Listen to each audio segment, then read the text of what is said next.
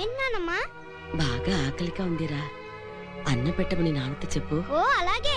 నాన్న, నాన్నమ్మకి ఆకలేస్తోందంట. ఇవాళ సోమవారం కదే, నీ పెద్ద కొడుకు కొంతగా నైన్కి ఎందుకు వచ్చావు? వాడు పెళ్ళాం పెట్లతో షిరిడి వెళ్ళాడు. నిన్నటి నుంచి అన్నం తినలేదు, అందుకని చిన్న కొడుకు ఇంటికి ముష్టికొచ్చావా? లేదు, అంతా తినేసి గిన్నెలు కూడా కడిగేశాం. కుండలో అన్నం ఉంది కదా నాన్న. వా, గిలుతావేంటి? ఉట్టు మీద కోడికూర ఉందని చెప్పేనా? ఇంత వయసు వచ్చా కూడా ఇంకా బతికుండి ఎవరిని వదిలించాలను చావచ్చు కదా.